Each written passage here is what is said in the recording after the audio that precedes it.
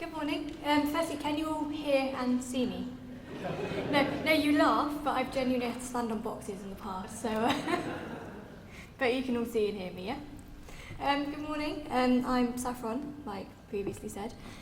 Even though this presentation is about the use of technology, I'm choosing to verbally present to you today because I've figured you're going to be watching a lot of presentations and they give me a headache, so they'll probably give you a headache as well, so I thought I'd give you a bit of a break.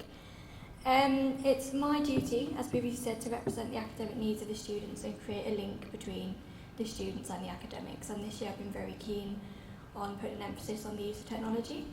I was elected in on a manifesto pledge to introduce lecture capture throughout the university. I've worked very closely with our Centre for Learning and Teaching and the Disability Services this year in order to push my manifesto pledge. To implement it across the university on all courses. As a disabled student and a sufferer of chronic lung disease, I benefited greatly from my lectures being recorded. I often felt lost in lectures. I'm dyspraxic, so I struggled immensely to look at the PowerPoint and also to listen to my lecturer and then try to take notes at the same time. I couldn't do it. I used to just sit, I used to give up. I really struggled. But I felt too ashamed to go and seek help. I was always been really embarrassed and secretive on my learning difficulty because I didn't want to admit that I needed extra help. But as I mentioned also, I suffer from chronic lung disease, which means I missed a lot of university due to reoccurring chest infections and bouts of pneumonia. My lecturers were as supportive as they physically could be during my absences. They would send me lecture presentations and any extra material that would be of any use, but that didn't make up for any of the content that I missed. When I was well enough to attend university, I would record my lectures on my phone and play them over and over again until I was able to compile a sufficient set of notes. In my second year, I had 2 of my modules recorded using Panopto, which is the lecture capture system that we currently use at Leeds Beckett University. These recorded lectures made sure that I wasn't missing out on my learning experience as they recorded the lecturer alongside the PowerPoint. So I felt that I was in the lecture from the comfort of a hospital bed or my home when I was under strict orders to rest whilst being on antibiotics. However, this presentation isn't about me, so I'll stop talking about me now. This is about what would be beneficial for the students. The SU's reasoning and my reasoning for proposing the implementation of lecture capture in the university is our drive for every student to receive something that is accessible to all. Disabled students, part-time students, distance learners, students of caring responsibilities to learn a few. Technology enables education to be accessible for all. The students I've consulted this year have been extremely supportive of lecture capture. Students have claimed that they find PowerPoints to be outdated and useless.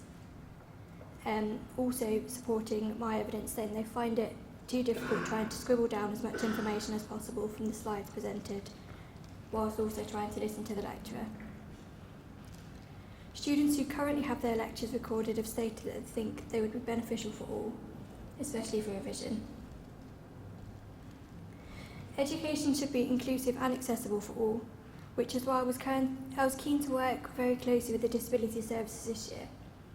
In April 2014, it was announced that there were going to be changes to the Disabled Students Allowance.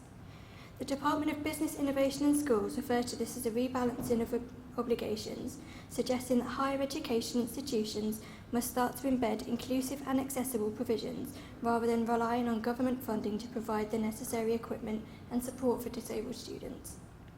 This led to a national campaign from the National Union of Students urging SUs like mine to lobby their local MPs and write to David Willits, then Universities and Science Minister, to condemn the changes, which we did. Throughout our research, we found that in 2011, the Information, Media and Technology Services in our university implemented a pilot of Panopto lecture capture, and the usage of the system has grown over time.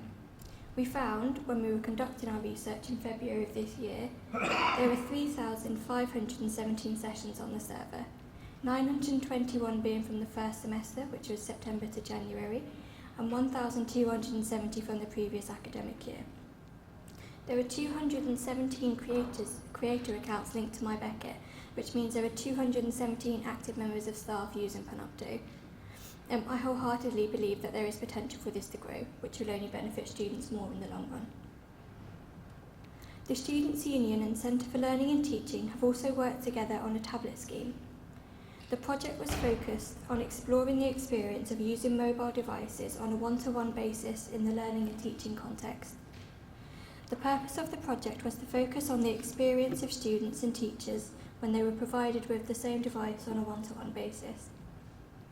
This project saw 286 devices distributed across a broad range of students, including part-time and full-time students, undergraduate and postgraduate at every level of study, alongside some academic staff. It was piloted on an array of courses from computer sciences to performance, hospitality leadership management, to the postgraduate diploma in legal practice. Results found that 67% of students said that they would be happy to be provided with a device for their studies. 75% of the academic staff involved said that they were more likely to use tablets in learning and teaching if the same devices were available to all. Some of the students said that they saw being provided with a tablet as an equal experience for all, rather than some members of the cohort having to rely on devices that were higher or lower in price. The University of East London have introduced a scheme which will provide every undergraduate, home and international first-year student with a free tablet, which will allow them to download ebooks for all of their modules for free, and these will be distributed within the enrolment period of September 2015.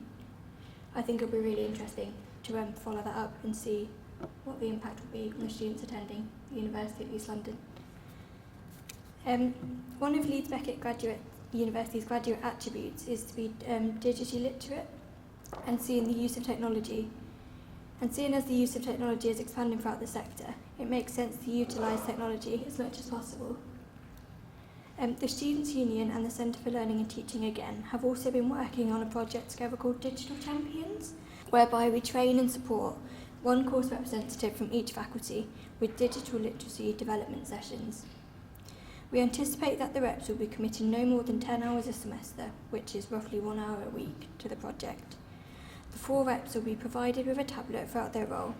The main responsibilities include identifying potential digital development needs of staff and students, representing wider student body on the Digital Learning Forum, supporting the Students' Union and the Centre for Learning and Teaching in digital learning activities, making suggestions for technology use and purchases related to learning and teaching, supporting the Centre for Learning and Teaching in the proposed development of a Leeds Beckett mobile app, and to provide feedback on current and learning teaching technologies that are currently being used. The Times Higher condensed the report by the New Media Consortium, a not-for-profit organisation combined of 250 higher education establishments, museums and companies that conduct research into emerging technologies. The NMC Horizon Report 2015 Higher Education Edition is then split into key 6 findings by the Times Higher. They listed the need for an increase in the use of blended learning, whereby teaching utilises a mixture of online and in-person methods. They also listed the need for redesigning learning spaces. The report acknowledges that more universities are helping facilitate the emerging models of education, such as flipped classroom. A flipped classroom being where content is delivered online and then the lecturers use that time to discuss the content that they've read previously, which some academics prefer because it gives them more to do in that time instead of just reading off of a screen. It gives them more time to actually communicate with their students. I also benefited from this approach. I found it very, very useful. The increasing use of technology can only be a benefit and create more of an inclusive environment for students, I feel. So I hope this presentation has given you some sort of an insight of the use of technology to students within higher education. Thank you.